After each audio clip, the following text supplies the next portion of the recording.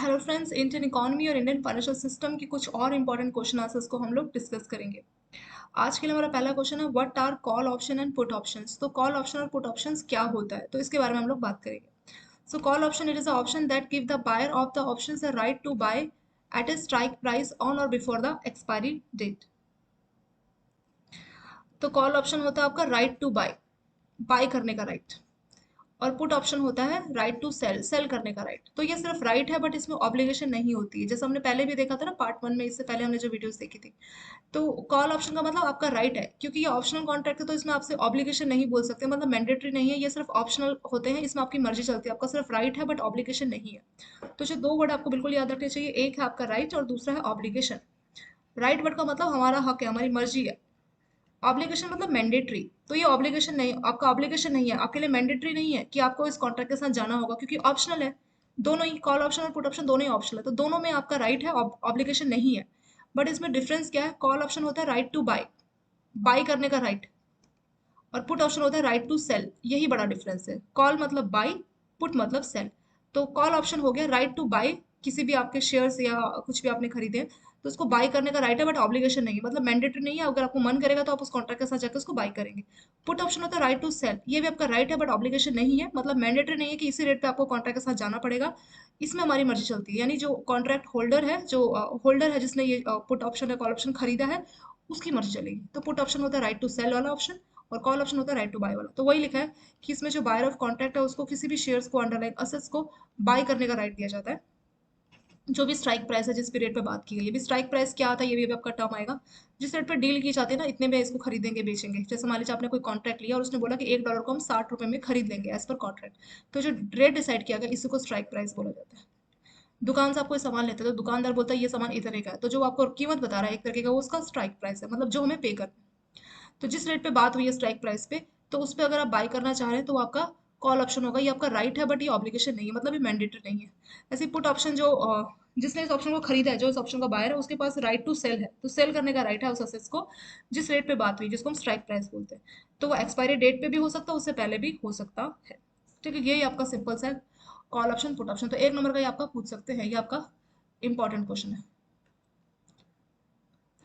चलिए next question, what is strike price. आगे आपका वही, जहाँ पे जो आपने टर्म देखी थी ना, स्ट्राइक प्राइस। तो स्ट्राइक प्राइस क्या होता है, जिस रेट पे बात की जाती है, जो जिस स्ट्राइक प्राइस क्या होता है, एक्सपायरी डेट क्या होता है। तो स्ट्राइक प्राइस को आप एक्सरसाइज प्राइस भी बोल सकते हैं। Strike or exercise price or option is the predetermined price of the underlying assets at which the same can be bought or sold if the option buyer exercise his right or sell before the expiry. तो जिस rate पे deal की गई है, तो जिसने भी आपको ऑप्शन कॉन्ट्रैक्ट बेचा है, तो उसने आपको एक रेट बताया होगा कि इस रेट पे हम आपके डॉलर को खरीदेंगे, डॉलर या कोई भी और अंडरलाइंग असेट्स, कुछ भी हो सकता है, डॉलर, स्टॉक, शेयर्स, कुछ भी बात की गई होगी। तो जिस रेट पे उसने खरीदने की बात की होगी, उसी रेट को बोला जाता है स्ट्राइक प्राइस या एक्सरसाइज प्राइस। ठीक है, सिंपल सा इसमें हो गया। नेक्स्ट आता है आपका एक्सपायरी डेट। एक्सपायरी डेट का मतलब क्या है, the date on which the option expire. तो हर चीज का टाइम होता है। ऐसा नहीं कि आपने जैसे जब भी आपने ऑप्शन कॉन्ट्रैक्ट खरीदा होगा, तो उस पर लिखा होगा कि ये कॉन्ट्रैक्ट वैलिड है 3 मंथ्स के लिए या 6 मंथ के लिए। तो वो जो टाइम रहता है, इतने टाइम तक ये कॉन्ट्रैक्ट वैलिड है, तो उसका वैलिडिटी डेट, जैसे कोई प्रोडक्ट लेते हैं तो उसका एक्सपायरी डेट होता है ना, सेम ऐसे ही जो कॉन्ट्रैक्ट साइन होता है, इस कॉन्ट्रैक्ट का भी डेट है कि 3 महीने के अंदर अंदर आप इसको इस्तेमाल करेंगे तो ये कॉन्ट्रैक्ट काम आएगा, अदरवाइज ये जो कॉन्ट्रैक्ट है ये एक्सपायर हो जाएगा। तो एक्सपायरी डेट, जिस डेट पे आपका कॉन्ट्रैक्ट जो है एक्सपायर हो जाएगा, उसी को आप लोग एक्सपायरी डेट बोलते हैं, मतलब last date of contract. Next question देखते हैं, what is a swap. Swap क्या होता है, स्वैप मतलब अदला बदली। किसी भी चीज की अदला बदली की जाएगी तो उसको बोला जाएगा स्वैप। ठीक है, दो बच्चे मान लीजिए कुछ खेल रहे हैं, और एक के हाथ में कोई खिलौना है, दूसरे के हाथ में कोई दूसरा खिलौना है। तो बच्चे को एक दूसरे का खिलौना पसंद आ गया, उन्होंने आपस में खिलौने की अदला बदली कर ली। इसका एक और एग्जांपल लेते हैं। जैसे मान लीजिए दो पर्सन है, ए और बी। ए ने मान लीजिए फिक्स इंटरेस्ट रेट वाला हाउसिंग लोन लिया है, इसका इंटरेस्ट रेट फिक्स है। और बी ने फ्लोटिंग वाला लिया। तो अभी बैंक के पास जा रहे हैं, तो बैंक बोल रहा है अभी स्टार्टिंग में हमने डिसाइड कर लिया, अब आपका चेंज नहीं हो सकता, अब आपको फिक्स्ड ही रहेगा। ये भी अपने बैंक के पास गया, बैंक ने बोला कि आपको फ्लोटिंग मिला, अब ये फिक्स नहीं हो सकता। बट ए को फ्लोटिंग वाला इंटरेस्ट रेट पसंद आ रहा है और बी को फिक्स वाला आ रहा है, तो ये आपस में एक स्वैप कॉन्ट्रैक्ट बना लेंगे कि आपसे मैं तुम्हारा इंटरेस्ट रेट पे करूंगा, और बी बोलेगा ठीक है आपसे मैं तुम्हारा पे करूँगा। तो इस इन्होंने जो स्वैपिंग का कॉन्ट्रैक्ट बनाया, उसी को बोला जाता है स्वैप। तो हम आप चीज़ों की अदला बदली कर रहे हैं। जैसे मैंने सिंपल सा एग्जांपल दिया, दो बच्चे, उनको एक दूसरे के खिलौने पसंद है, उन्होंने आपस में खिलौने एक्सचेंज कर लिए, वो हो गया एक स्वैपिंग। तो यहाँ पे ये जो स्वैप की टर्म इस्तेमाल की गई आपकी इकोनॉमी में, ये कहाँ पे, फाइनेंशियल इंस्ट्रूमेंट, कोई भी फाइनेंशियल प्रोडक्ट अगर एक पार्टी दूसरी पार्टी से एक्सचेंज कर लेगी, और कितना टाइम होगा, कितने टाइम के लिए वो एक्सचेंज करेगी, किस रेट पे एक्सचेंज करेगी, तो वो सारी चीज़ें पहले से डिटरमाइन हो जाएगी। क्योंकि फ्यूचर में आप क्या कर सकते हैं, इनकी आपस में किसी बात को लेकर बहस हो सकती है, कोई भी मतभेद हो सकता है, तो पहले से डिसाइड हो जाता है कि इतने टाइम के लिए हम एक्सचेंज करेंगे। मतलब अगर मान लीजिए पूरा लोन टेन्योर है, तो आपके कॉन्ट्रैक्ट में जो आपका स्वैप कॉन्ट्रैक्ट बनेगा उसमें मेंशन होना चाहिए कि जितने साल तक हमारा लोन चलेगा, मान लीजिए 30 साल, तो 30 साल तक ये अदला बदली रहेगी या 10 साल तक रहेगी। तो वो सारा कुछ पहले से कॉन्ट्रैक्ट में पहले से सब कुछ डिसाइड हो जाना चाहिए, प्री डिटरमाइन हो जाना चाहिए। टाइमिंग भी पहले से मालूम होना चाहिए कि कितने टाइम के लिए स्वैप वाला कॉन्ट्रैक्ट वैलिड माना जाएगा।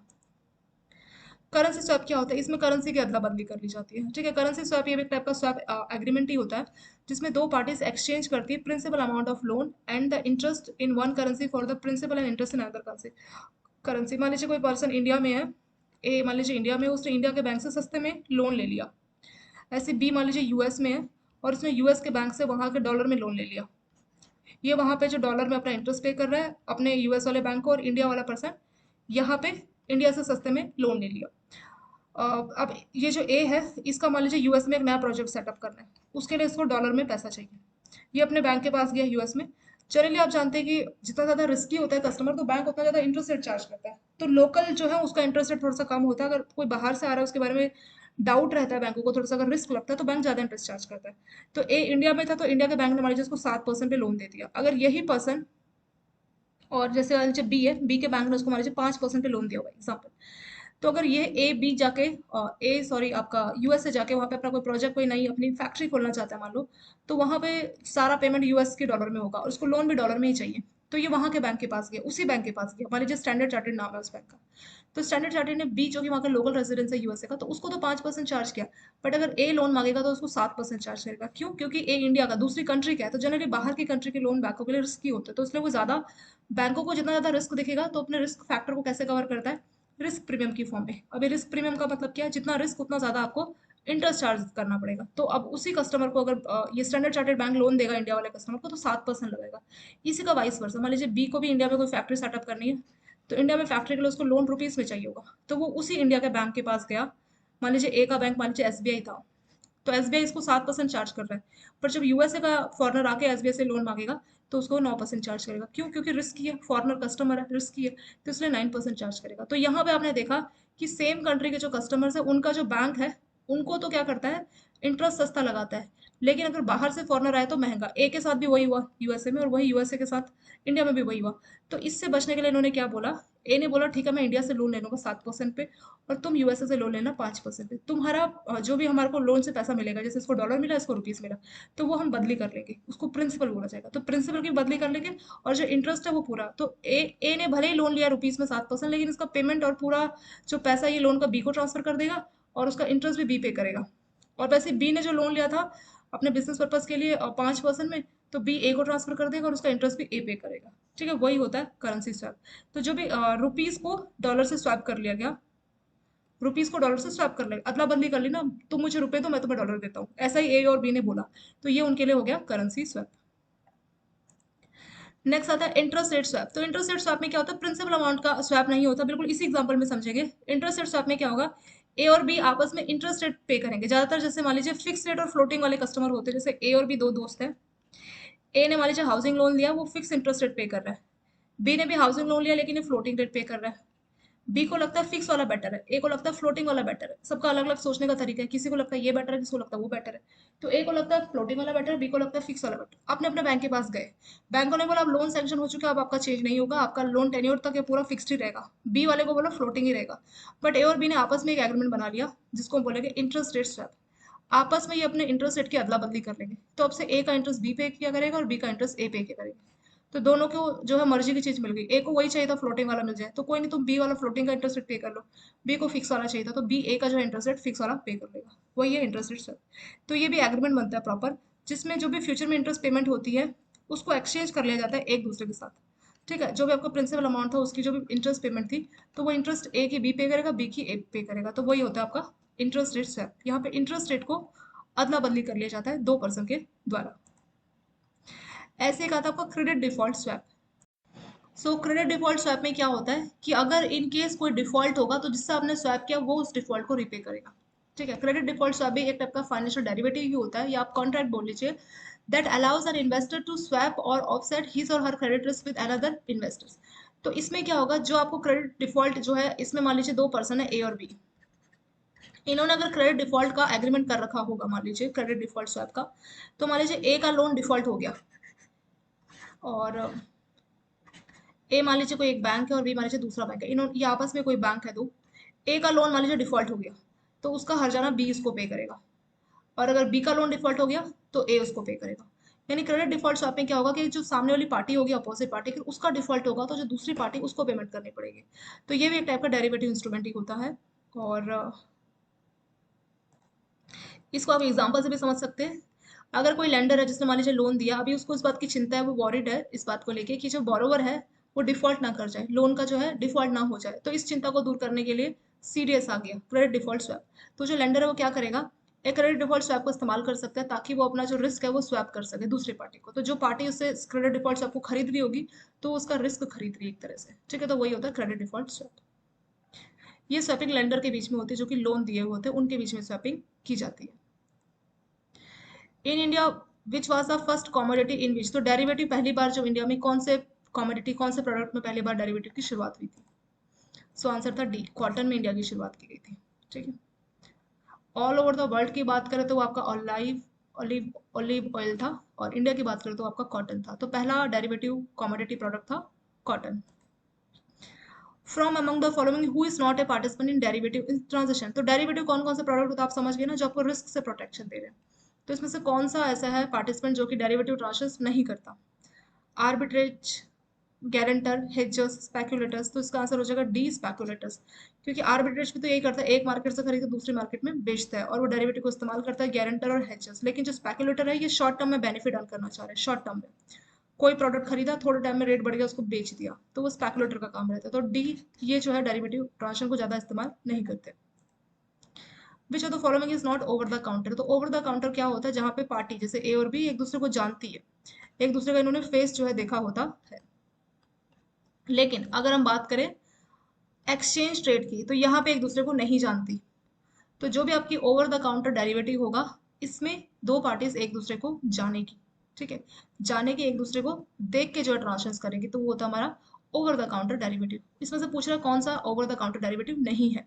तो इसमें आपको चार ऑप्शंस दिए गए, swap, exotics, currency, futures, forward, contract. तो जो फ्यूचर है उसके बारे में हमने क्या कहा था, ये सिर्फ स्टॉक एक्सचेंज पे ट्रेडिंग होती है, और स्टॉक एक्सचेंज से भी जो है इसके लिए रूल बना था, तो उसको स्टैंडर्डाइज प्रोडक्ट भी बोला जाता है।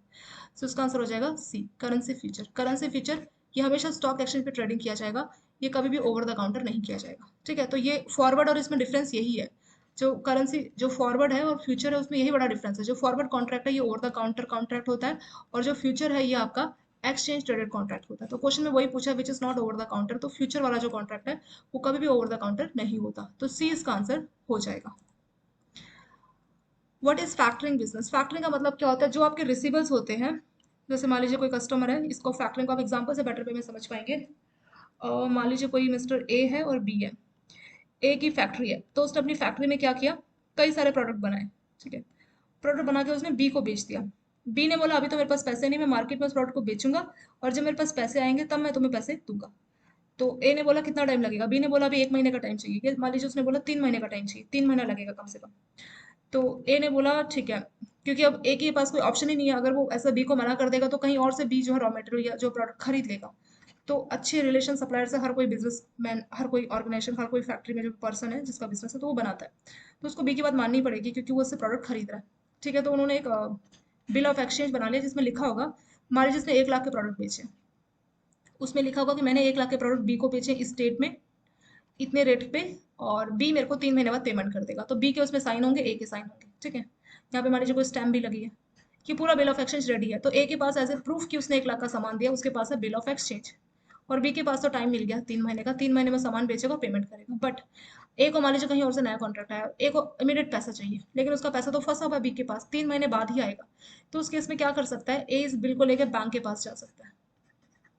बैंक से जाके ए क्या बोलेगा, बैंक को जाके ए बताएगा कि ऐसा ऐसा हुआ है, और सो बैंक बोलेगा ठीक है, बैंकों की बैंक या तो डिपार्टमेंटली या अलग से सब्सिडी ओपन करके फैक्टरिंग की सर्विसेज है, तो बैंक बोलेगा ठीक है बिल हमें, तो हम आपको 80% का पेमेंट दे देते हैं, और वो जो 80% का पेमेंट है ऐसे लोन के तौर पे बैंक उसको देता है एक्जेक्टली, ठीक है। वो उसको सिक्योरिटी मान के उस बिल ऑफ एक्सचेंज को बैंक 80% तक का जो बिल अमाउंट होगा, मान लीजिए 1 लाख का 80% हो गया 80,000, तो 80,000 रुपये इमीडिएटली ए को दे देगा और उस पर इंटरेस्ट रेट जो भी है अपना चार्ज करेगा और जो फैक्टरिंग की सर्विसेज है उसका कमीशन चार्ज करेगा। और जब बी 3 महीने बाद बैंक को पैसा दे देगा, क्योंकि अब बैंक को ही पैसा मिल रहा है क्योंकि बिल बैंक के पास है, तो 3 महीने बाद बी बैंक को पैसा दे देगा, बिल पूरा का पूरा रिकवर हो गया, तो उसके इसमें बैंक जो बैलेंस 20% है अपना इंटरेस्ट है बाकी के चार्जेस लेके बाकी का बैलेंस कस्टमर को पे कर देगा, तो उसके साथ ये ट्रांजेक्शन पूरी हो जाएगी। तो फैक्टरिंग में क्या हुआ कि जो कस्टमर का जो बिल रिसीवल है, ये जो बिल है इसको आप बिल ऑफ एक्सचेंज बोल सकते हैं, बिल रिसीवल्स बोल सकते हो, तो सेम चीज के 2-3 अलग अलग नाम आपको देखने को मिलेंगे। तो उस बिल रिसीवल को सिक्योरिटी मान के बैंक 80% तक का फाइनेंस कर देता है, उसी सर्विसेज को बोला जाता है फैक्टरिंग सर्विसेज,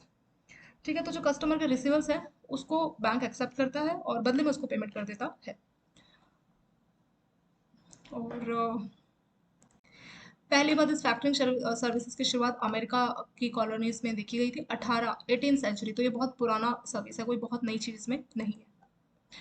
कितने टाइप की फैक्टरिंग होती है? तो जनरली 2 टाइप की होती है, विद रिकोर्स और विदाउट रिकोर्स। तो विद रिकोर्स में क्या होगा, इसी एग्जांपल से समझते हैं। विद रिकोर्स का मतलब क्या होगा कि मान लीजिए बैंक है ए, 3 महीने तक बैंक वेट करेगा कि बी जो है पैसा देके जाएगा, लेकिन 3 महीना हो गया बी ने पैसा नहीं दिया, बी डिफॉल्ट कर गया, मान लीजिए बी इंसॉल्वेंट ही हो गया, ठीक है। तो अगर वो विद रिकोर्स वाली फैक्टरिंग होगी तो उस केस में बी जो है यानी बैंक जो है वो ए को बोल सकता है कि तुम पैसा दो और बाकी तुम अपना रिकवर कर लेना बी से, तो उसको बोला जाता है विद रिकोर्स। विद रिकोर्स में जो कस्टमर है उसकी लायबिलिटी आ जाती है। अगर कस्टमर ये जो बी है पैसा नहीं देगा तो बैंक ए को बोलेगा कि तुम पैसा हमें दो और बाकी तुम अपना रिकवर करना, तो कोर्ट केस सारा काम बी के खिलाफ ए करेगा, इसमें बैंक का कोई रोल नहीं है, बैंक ए से रिकवर कर लेगा। लेकिन एक दूसरे टाइप की फैक्टरिंग है जो कि होती है हमारी विदाउट रिकोर्स। तो विदाउट रिकोर्स फैक्टरिंग में क्या होगा कि अगर बैंक बैंक ने इसको विदाउट रिकोर्स वाली फैक्टरिंग की होगी तो उस केस में जैसे बी डिफॉल्ट कर जाएगा तो बैंक किसी को कुछ नहीं बोल सकता, बैंक अब ए की जगह पे आ गया, यानी सारा कोर्ट केस लीगल फाइल सब बैंक सीधे ही करेगा बी के खिलाफ, इसमें ए को बिल्कुल भी इन्वॉल्व नहीं करेगा, तो वही होती है विदाउट रिकोर्स। तो कस्टमर के लिए कौन सी बेहतर है? कस्टमर के लिए तो विदाउट वाली बेटर है कि अगर डिफॉल्ट भी कर जाए तो हमें कोई डिस्टर्ब ना करे, कस्टमर के लिए तो विदाउट वाली बेटर है। बैंक के लिए कौन सी बेटर है? बैंक के लिए विद वाली है, इन केस डिफॉल्ट कर जाए तो ए को हम पैसे मांगेंगे, वो अपना रिकवर करेगा, ठीक है। यही आपका दोनों टाइप की फैक्टरिंग में डिफरेंस है। तो विदाउट और विद कोर्स में समझ गए ना। यहाँ पे अगर इनवॉइस की पेमेंट नहीं आती तो जो फैक्टर है वो पैसा कहाँ से रिकवर करेगा? अपने क्लाइंट अपने कस्टमर से रिकवर करेगा। और विदाउट रिकोर्स में क्या होता है कि जो फैक्टर है उसी को सारा काम करना है, मतलब फाइनेंस भी कर रहा है और क्रेडिट प्रोटेक्शन, यानी कि इन केस कुछ होता है तो विदाउट वाले में कस्टमर को ए को बैंक कुछ नहीं बोल सकता, खुद से जो है बी से रिकवर करेगा, खुद से केस फाइल सब कुछ अपना करेगा। ऐसे एक होता है डोमेस्टिक फैक्टरिंग। डोमेस्टिक फैक्टरिंग में जो रिसीवर्स होते हैं जो सिर्फ डोमेस्टिक वाले ट्रेड, मतलब डोमेस्टिक मतलब विद इन इंडिया वाले जो रिसीवर है सिर्फ उसी वाले को बैंक जो है फैक्टर की सर्विस देगा, वो होता है हमारा डोमेस्टिक फैक्टरिंग। फैक्टरिंग में कितने दिन का टाइम मिलता है? 150 डेज का मिलता है और उसमें 60 डेज का ग्रेस पीरियड भी रहता है। ग्रेस पीरियड के दौरान जो इंटरेस्ट रेट है थोड़ा सा कम रहता है, डिस्काउंटेड इंटरेस्ट रेट मिलता है, तो 150 दिन तक की जो है फैक्टरिंग की सर्विसेज दी जा सकती है, 150 दिन तक के लिए। अब आता है आपका इंटरनेशनल फैक्टरिंग। तो इंटरनेशनल फैक्टरिंग में आपके 2 फैक्टर्स होंगे, एक तो आपका एक्सपोर्ट फैक्टर होगा एक्सपोर्टर की साइड, और एक आपका इम्पोर्ट फैक्टर होगा इम्पोर्टर की साइड, बायर की साइड, ठीक है। 2 फैक्टरिंग अगर इन्वॉल्व होंगे तो वो आपका है इंटरनेशनल फैक्टरिंग। तो इंटरनेशनल फैक्टरिंग में एक तो बायर है एक सेलर है, मतलब इसमें बायर सेलर अलग अलग कंट्री में होते हैं ना इंटरनेशनल में। तो बायर का एक बैंक होगा उसको आप इम्पोर्ट बोल लीजिए, इम्पोर्ट फैक्टर, और जो सेलर का जो बैंक होगा जो फैक्टरिंग सर्विस देगा उसको बोलेंगे एक्सपोर्ट फैक्टर। तो जब 2 फैक्टर इन्वॉल्व होंगे इसमें इम्पोर्टर और एक्सपोर्टर के फैक्टर्स, और बायर और सेलर तो इन्वॉल्व है ही, वही होती है इंटरनेशनल फैक्टरिंग। तो जहाँ पे बायर और सेलर अलग अलग कंट्री में होते हैं उसको बोला था इंटरनेशनल फैक्टरिंग। जैसे डोमेस्टिक फैक्टरिंग था ना, दोनों सेम कंट्री में थे, इंटरनेशनल में दोनों अलग अलग कंट्री में रहेंगे। एक आता है सिंगल फैक्टर सिस्टम। इस फैक्टर में क्या होगा, जो इम्पोर्ट फैक्टर है it comes into focus only if the buyer default in making the payment. तो जो बायर है इसमें मतलब सारा काम जो है जो एक्सपोर्टर है वो इम्पोर्ट फैक्टर से पैसा रिकवर करेगा और फिर इम्पोर्ट फैक्टर जो है बायर से। देखिए सिंगल फैक्टर सिस्टम ऐसे होगा, मान लीजिए एक बायर है एक हमारा सेलर है, बायर के बैंक को आप इम्पोर्ट फैक्टर बोल लीजिए और सेलर वाले बैंक को आप एक्सपोर्ट फैक्टर बोल लीजिए। तो इसमें सारा काम एक्सपोर्ट फैक्टर ही करेगा, इधर का काम सारा एक्सपोर्ट फैक्टर करेगा। इंपोर्टर का रोल कब आएगा? जब ये डिफॉल्ट कर जाएगा, जब डिफॉल्ट करेगा उसी टाइम पे इंपोर्टर फैक्टर का रोल आएगा। उस केस में जो इंपोर्ट फैक्टर है वो एक्सपोर्टर को पेमेंट दे देगा और इंपोर्ट फैक्टर सीधे अपने बायर से जो है रिकवर के लिए बाकी का जो है केस फाइल करेगा, ठीक है। उसको बोला था सिंगल फैक्टर सिस्टम। तो इसमें क्या है, इंपोर्ट फैक्टर का रोल तभी आता है जब हमारा बायर जो है डिफॉल्ट कर जाएगा, तो उस केस में क्या करेगा, जो एक्सपोर्ट फैक्टर है ये वाला, ये इंपोर्ट फैक्टर से पैसा रिकवर कर लेगा और फिर इंपोर्ट फैक्टर के ऊपर है कि कैसे वो पैसा कस्टमर से रिकवर करता है, क्योंकि दोनों सेम कंट्री में, मान लीजिए एक बैंक इंडिया का है और कस्टमर यूएसए में, तो इंडिया का बैंक यूएसए वाले कस्टमर से कैसे रिकवर करेगा, बहुत डिफिकल्ट हो जाएगा ना। तो इसीलिए जो है यूएसए का बैंक यूएसए के कस्टमर से डेफिनेटली रिकवर कर सकता है, क्योंकि दोनों सेम कंट्री में रिकवरी आसानी से की जा सकती है। तो इसीलिए जो है इंपोर्ट फैक्टर का रोल तभी आता है जब बायर डिफॉल्ट करता है, अदरवाइज इसका कोई रोल नहीं है। तो यहाँ पे एक ही फैक्टर ने सारा रोल प्ले किया एक्सपोर्ट फैक्टर ने, इसलिए इसको बोला जाता है single factor system. What is direct export factoring system? Direct export factoring system, in this system there is only one factor, export factor. This factor manage, तो जो भी हमने यहाँ पे पढ़ा सिंगल फैक्टर, तो वो आपका डायरेक्ट फैक्टर ही एक तरह से, इसमें एक ही फैक्टर इन्वॉल्व होगा और सारी ट्रांजेक्शन, मतलब एक्सपोर्ट फैक्टर ही सारा कुछ देखेगा। इसी का सारा रूल है, सेलर की साइड से बायर की साइड से, बायर को चेक करना, सारा उसका चेक करना एक्सपोर्ट फैक्टर अकेले करेगा, तो उसको हम बोलेंगे सिंगल फैक्टर, या इसको आप डायरेक्ट एक्सपोर्ट फैक्टरिंग सिस्टम भी बोल सकते हैं।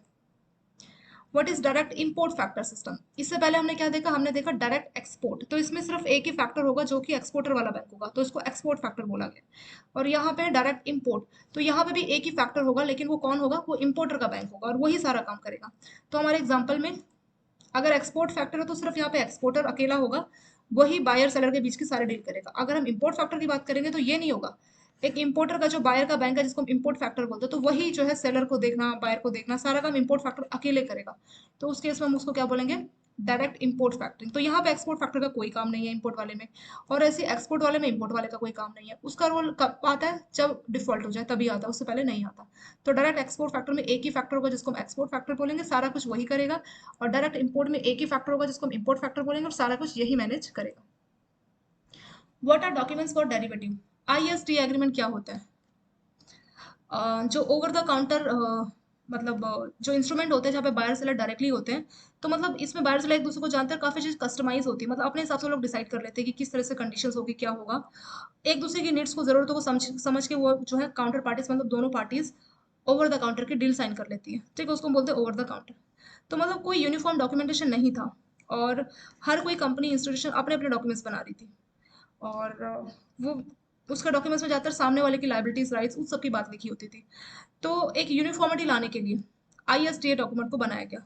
This led to development of uniform documents for derivative transactions. तो ओवर द काउंटर भी एक टाइप का डेरिवेटिव ही है, और जितने भी डेरिवेटिव ट्रांजेक्शंस हो रही है उसमें जो है जितने भी डेरिवेटिव ट्रांजेक्शंस की जा रही है ओवर द काउंटर के थ्रू, ठीक है, जहाँ पे पार्टी एक दूसरे को जानती है, तो जो भी derivative transactions over the counter के थ्रू की जा रही है, स्टॉक एक्सचेंज में नहीं ट्रेडिंग की जा रही, तो उन सब में यूनिफॉर्मिटी लाने के लिए डॉक्यूमेंट्स बनाया गया, उसी का नाम था आपका आईएसडीए एग्रीमेंट।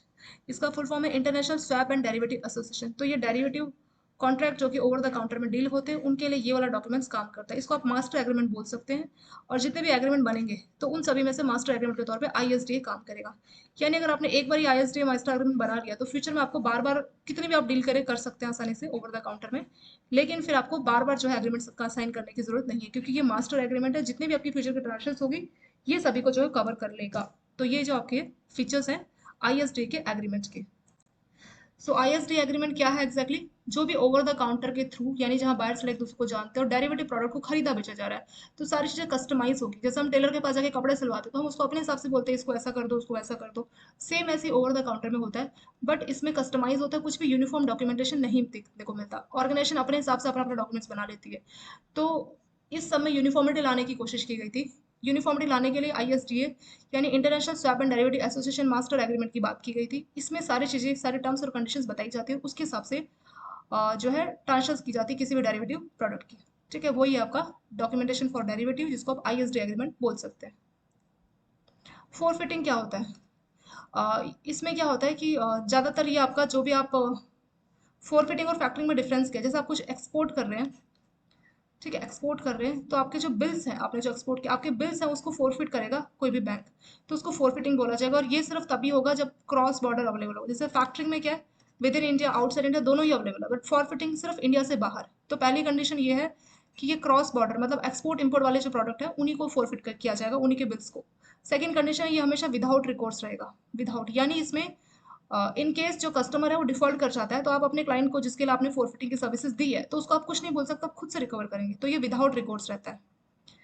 ज्यादातर जो एक्सपोर्ट बिल है उसकी फोरफिटिंग का काम एग्जिम बैंक करता है, और ये पूरा 100% फाइनेंस करता है, ये और अच्छी बात है। जैसे उसमें फैक्टरिंग में तो 80% तक मैक्सिमम फाइनेंस मिल रहा था जितना भी बिल्स अमाउंट था, इसमें पूरा 100%। मान लीजिए 1 लाख का बिल है, $1 लाख, तो पूरा $1 लाख जो है बिल्स रख लिया जाएगा फोरफिटर के द्वारा और आपको पूरा $1 लाख दे दिया जाएगा और आपका कोई बाद में रिस्पॉन्सिबिलिटी भी नहीं है। जहां से आपने गुड्स जिसको आपने बेचे ना, जिस कंट्री में, मान लीजिए यूएसए में, तो वो जो आपका इम्पोर्टर है, अब वो पेमेंट सीधे फोरफिटर को करेगा। जिससे मैंने बताया एक्सिम बैंक, वो फोरफिट के तौर पे काम करता है जनरली। तो एक्सिम बैंक को डायरेक्टली पेमेंट करेगा। इन केस जो यूएसए में इसका इंपोर्टर जिसने आपके इस एक्सपोर्टर से सामान खरीदा है, मान लीजिए डिफॉल्ट कर जाता है, तो आप कस्टमर को कुछ नहीं बोल सकते, यानी ये हमेशा विदाउट रिकोर्स वाली होती है। और जो इंपोर्टर यूएस में बैठा है, एक्सिम बैंक डायरेक्टली उसे रिकवर करेगा पैसा, और 100% तक इसमें फाइनेंस रहता है, और ये विदाउट रिकोर्स रहती है। ठीक है, ज्यादातर एक्सपोर्ट इंपोर्टर के केस में होती है। विद इन इंडिया जो है फोरफिटिंग इस तरह की सर्विसेज नहीं दी जाती। चलिए, ये कुछ और क्वेश्चंस हो गए। आगे वाले कुछ और क्वेश्चंस आने वाले वीडियोस में हम लोग डिस्कस करेंगे। और thank you so much for watching this video.